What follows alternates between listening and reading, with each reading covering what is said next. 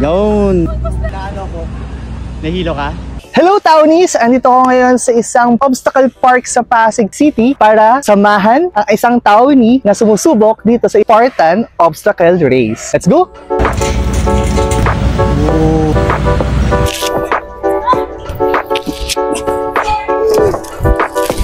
Hi Townies! I'm Jervin from My Town, New York.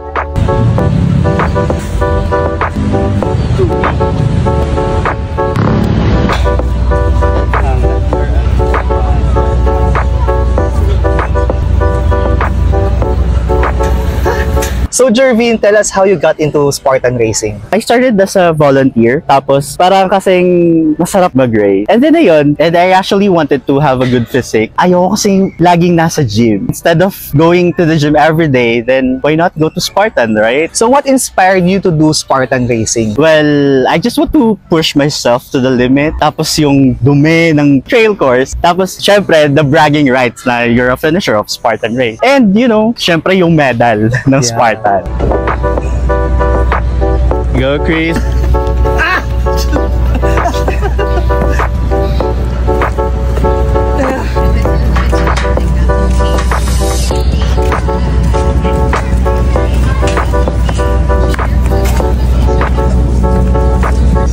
Baba mo pa yung katawan mo. Hello ka doon sa taas.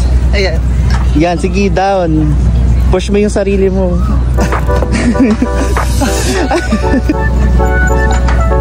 Yun. Go, Chris.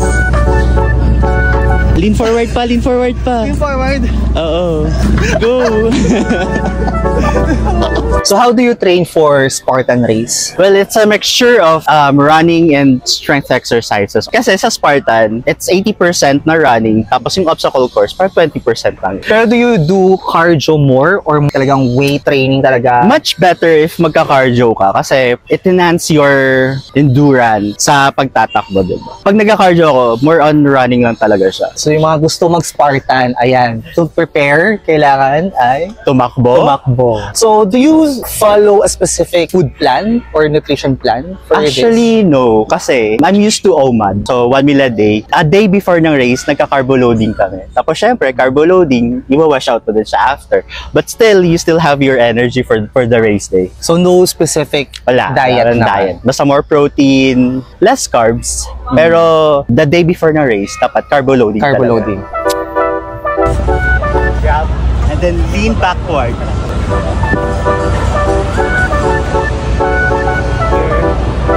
So, mas better na bumaba na nakaganito kaysa sa nakaganito. Kasi, makita mo yung baba, nahihilo ka.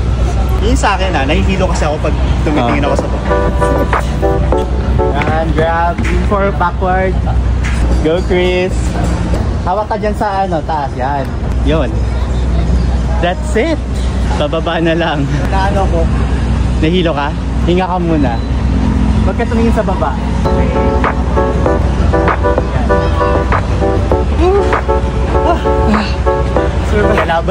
Kalaban niya ng mga may fear of heights.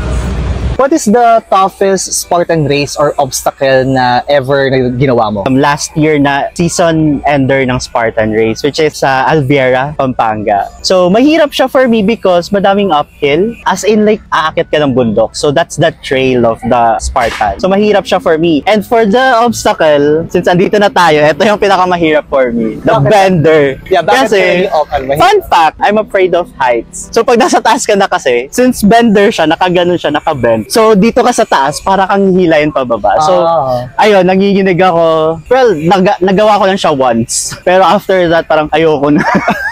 Kasi pati ako, I tried earlier, di ba? Ginawa natin siya kanina. Pagdating ko sa taas talaga, bigla ako talagang nanlamig. Diba? Sobrang takot ko sa height, na parang di na ako makagalaw. Parang, wait, I don't know what to do. Diba? So parang I get the point na pagdating mo talaga sa taas, medyo pag may takot ka sa heights, wala talaga. Oo, mafe-freeze Tapos ka. eto pa, bender. Wala kang ibang huhulugan kundi baba talaga. Yeah. Unlike doon sa A-frame, may nets kapit pa. ka pa. May kapit ka pa. Exactly.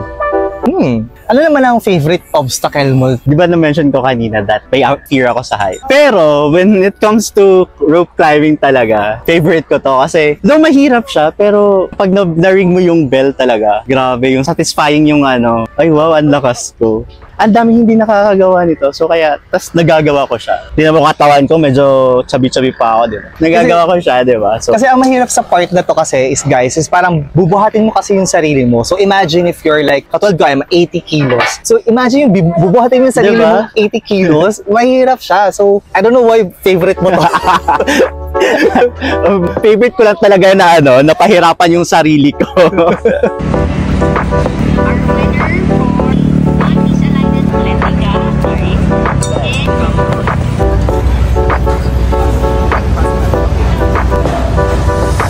Our winner for Undecided Atletica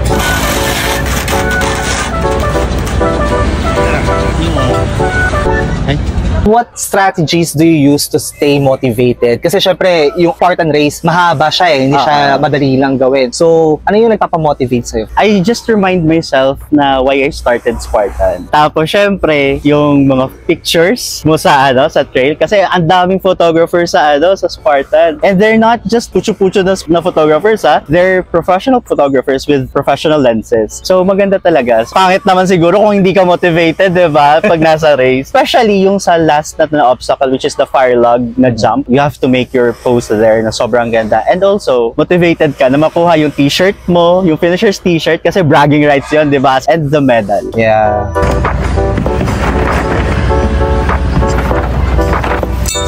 Wow, lakas!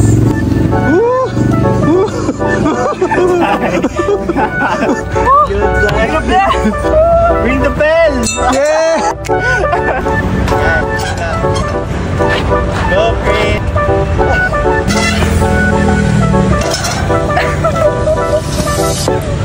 Go!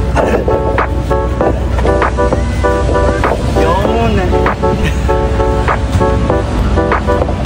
Ano naman ma-advise mo sa mga gustong itry o yung mga first-timers na gustong itry yung Spartan race? Katulad ko na I'm a first-timer. Si Sheila earlier, she's also a first-timer. So ano ma-advise mo sa amin? Sabi ko lang is just do it. Kasi you know what guys, I started Spartan talaga. Like takbo lang yung training ko. Tapos the deadlift lang ako sa gym ng Mytown, New York. Yun lang. Tapos wala. Amazingly, nagawa ko yung first Spartan ko last year. So yun, parang just push yourself to the limit. Pero kung pagod ka na sa trail, pahinga ka. Tapos pag okay ka na ulit, go, push. Takbo ka ulit, tapos obstacles ulit. Just do it. So do it, okay? Do it and you can do it. Kinaya namin, kaya nyo rin. So, how has Spartan racing changed you as a person? Well, it made me tougher, more disciplined, and syempre, di ba, alam nyo naman sa Mytown na medyo maarte ako. So, hindi na ako masyado maarte na madumihan. Yeah. Yun. So, yun yung nabago sa akin. Ako rin, hindi na rin ako maarte. Ready ka rin madumihan. Ako rin ako madumihan. Let's get it on. So, what's next for you in the world of Spartan racing? Syempre, more races, bigger challenges. Siguro yung trifecta weekend. 3 races sa isang weekend. Tapos may additional medal yon for the trifecta alone. Pero are you also planning to go outside the Philippines to try yung Spartan racing in other countries? Siguro not now, but you know, part yan ng plans ko in the future. So again, thank you so much, Jervin, for taking us here in the world of Spartan. You're welcome. Dito, sobrang na-enjoy kami ni Sheila sa pag-take ng mga obstacle courses. Pero sobrang enjoy siya. Alam mo, sa unang tingin talaga, mukha siyang mahirap. Mahirap naman talaga mahirap siya. naman talaga Pag hindi siya. ka prepared, hindi ka well-trained. Yep. Pero I guess, yung takeaway ko dito, yung lesson learned ko dito talaga dito, magpababa muna talaga ako ng weight. Kasi ang hirap buhatin yung sarili. Actually. Especially sa ibang obstacle dito na Obstacle. kailangan talagang buhatin yung sarili. True. But I enjoy it. Sobrang grabe. If you want na magpapawis ngayong summer, go here kasi talagang papawisan ka talaga. True. Under the sun, ang sarap talaga. Lalo na pag maaga ka sa morning. Anyways, thank you, Townies. And Thank you, Townies. catch me again on my next episode dito sa My Town Talks.